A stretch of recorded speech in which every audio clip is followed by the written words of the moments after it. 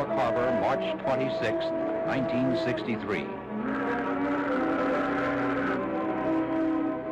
At the invitation of President John F. Kennedy, His Majesty King Hassan II of Morocco is making his first state visit to the United States of America. He receives a special welcome.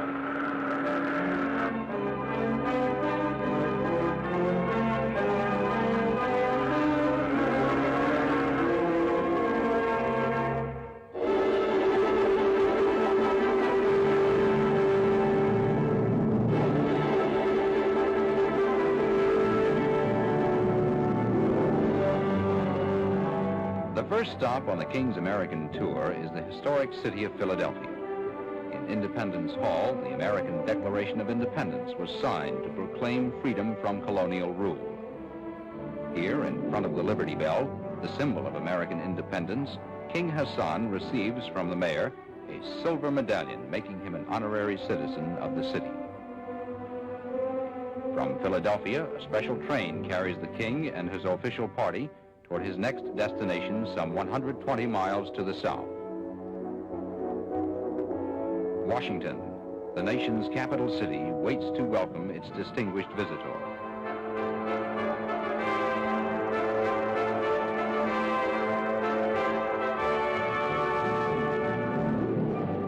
At Union Station, President and Mrs. John F. Kennedy arrive and join high government officials and members of the diplomatic corps to greet the king.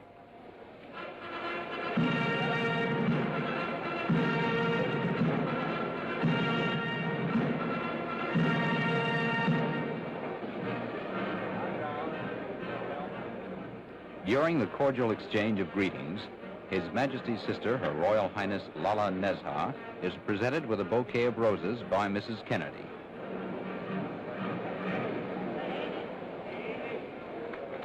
After meeting the waiting dignitaries, the king receives the president's warm welcome. Your Majesty, it is a high honor to welcome you once again to the United States, and I am confident that your visit here on this occasion will be as fruitful and as beneficial to both of our countries as the visit of your illustrious father with my predecessor, President Eisenhower, several years ago. Though a wide ocean separates our two countries, they have been bound together throughout our history. Your country was the first to recognize the United States in the most difficult days of our revolution. Our first president, President Washington, sent our Constitution to your country in 1789.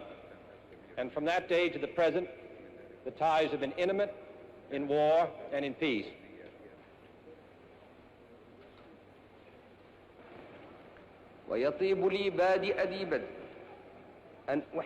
King Hassan expresses his personal pleasure and that of his people and his government to be able to greet the people of the United States and to meet their president.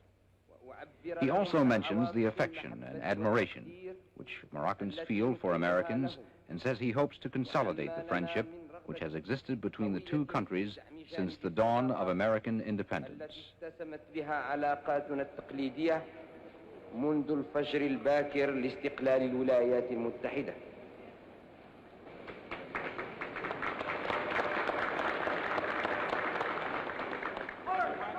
Leaving the railroad station, the motorcade passes in front of the Capitol building, where the nation's legislative body meets.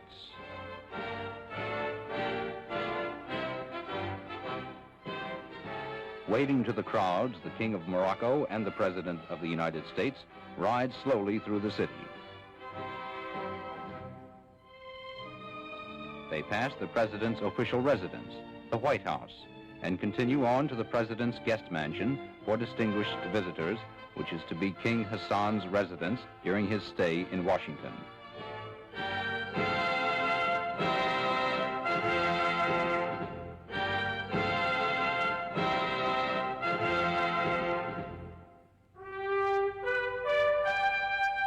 One of His Majesty's first official acts in Washington is to pay a visit to Arlington National Cemetery, the last resting place for many of America's most honored war dead.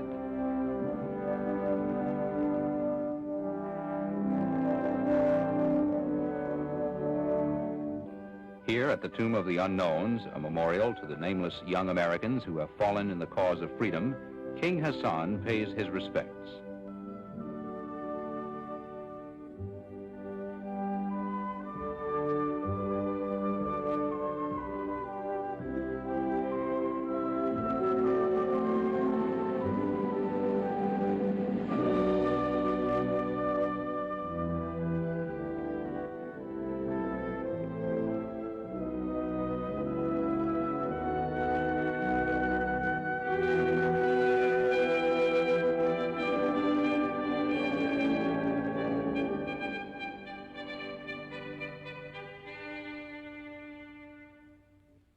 Returning to the city, the king goes directly to the White House for his first conference with President Kennedy.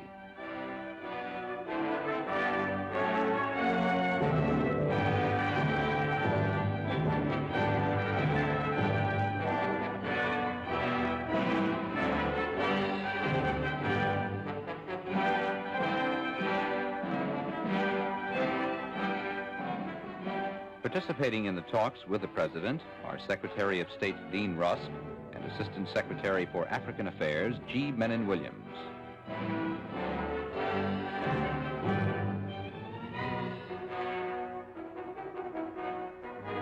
That evening, the king returns to the White House for a state dinner at which he is the President's honored guest.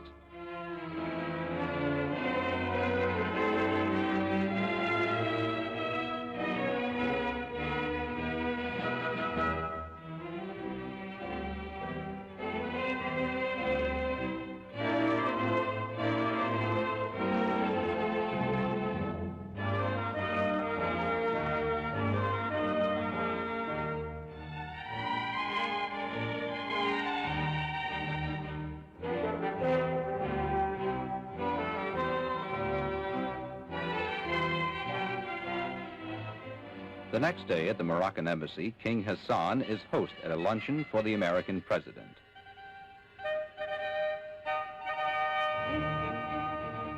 The Moroccan ambassador to the United States, Ali Benjaloun, joins the king in greeting Mr. Kennedy.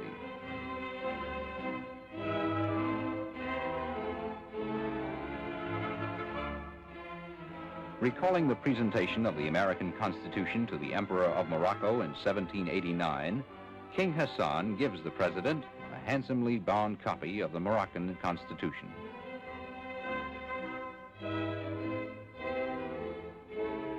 That night, King Hassan is host at a reception for the Washington Diplomatic Corps.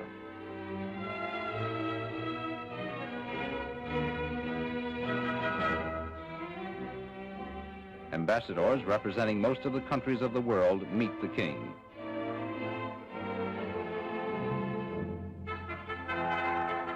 Assisting in welcoming the guests is His Majesty's brother, His Royal Highness Prince Moulay Abdallah and Princess Lala Nezha.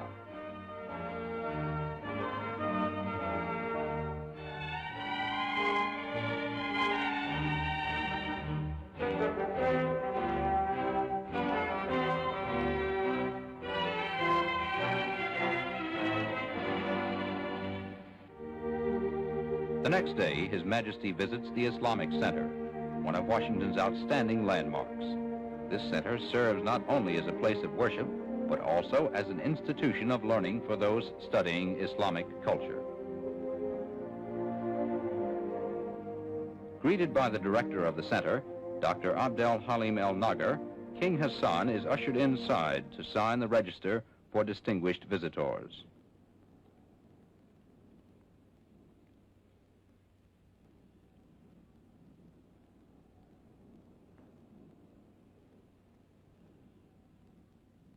Later, the king proceeds into the mosque for prayers. This mosque was built and is maintained by the contributions of 15 Muslim countries.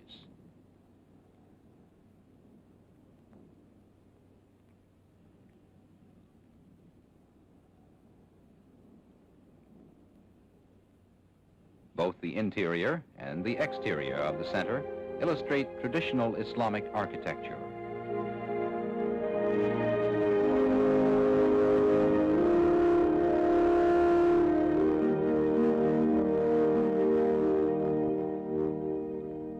From the Islamic Center, King Hassan is driven along Massachusetts Avenue, where the embassies of many nations are located.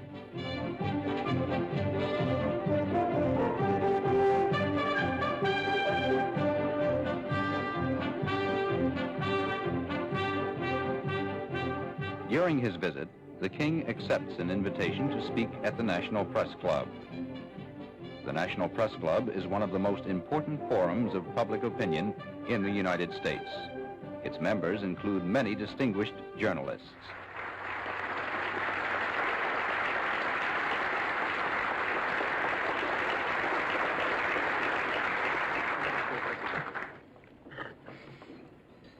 Messieurs, c'est pour moi un grand privilège. It is a great privilege and an honor for me to speak in this very respected club, which is so esteemed and where so many great statesmen before me have spoken, and so many great statesmen who will come after me will speak on the problems in which you are interested.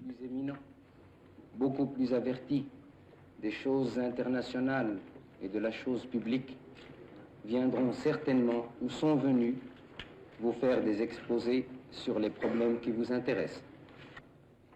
My father before me came here proud and with a quiet conscience because he knew he was coming into the citadel of freedom and democracy. Why really is there so much friendship, so much sympathy, so much common feelings between two countries separated by an ocean, separated by language, separated even by the history of their civilizations? I believe that the answer to this question is the heroism of your own fight for generations and of the fight also of my own people for generations toward the same goal, toward the same ideal, the love of liberty. A mené durant des générations, à savoir qu'un but sacré et unique nous unit, l'amour de la liberté.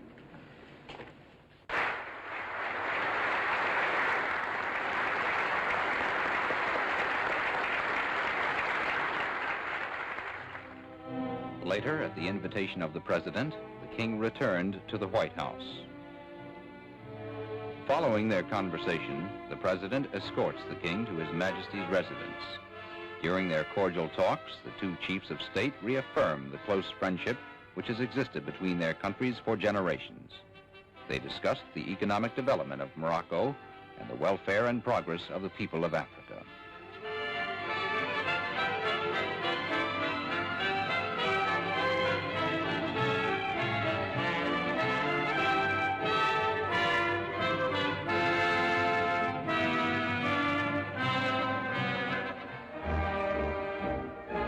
Like his father's tour in 1957, King Hassan's visit to America ends in New York City. Here, the King is accorded the traditional welcome for distinguished visitors, a parade up Broadway.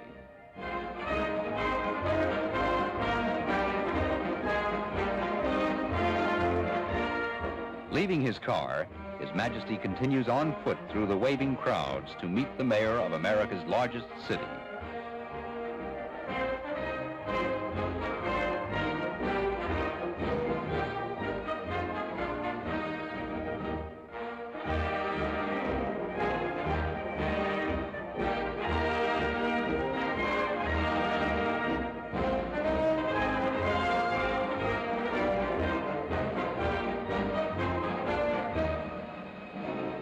From City Hall, the King is escorted to his official residence in the city.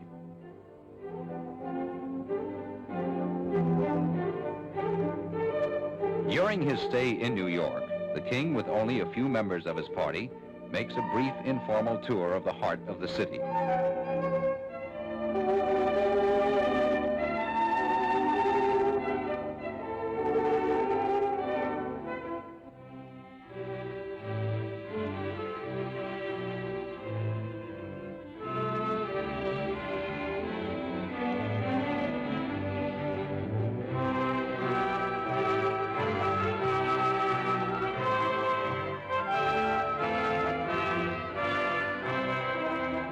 Later, the King pays an official visit to the headquarters of the United Nations. Here in this World Forum, where Morocco's flag flies proudly with the flags of all member nations, King Hassan, accompanied by his ambassador Ahmed Ben Hima, is greeted by the Secretary General U Thant. Moving to a beautiful mosaic made by a master craftsman in Fez and donated to the United Nations on behalf of the Moroccan people, King Hassan makes a short presentation speech. Excellences, Mesdames, Messieurs, c'est pour moi un très grand privilège. It is a privilege and a great honor to be here today as a representative of my country and my people to dedicate this mosaic. Yet at the same time, I feel much sadness and regret because another person should have been here today to make this symbolic gesture on this international ground. I am thinking, of course, of my lamented father, His Majesty King Mohammed V. Et de regret, car c'eût été une autre personne qui aurait dû aujourd'hui accomplir ce geste symbolique, et je pense ici même, dans cet édifice international, à mon regretté père, Sa Majesté Mohammed V. The panel thus takes its place as a permanent adornment of the United Nations building. By now, the King's visit to the United States is nearing its end. As he prepares to return home, His Majesty takes with him the respect and friendship of the American people and their good wishes for the happiness and prosperity of the Moroccan people. He also carries with him these parting words from his host, President Kennedy. I hope that what you have seen of us here will convey to you the sincerity and goodwill of the people of the United States toward you, toward Morocco, and to the cause of peace and freedom everywhere.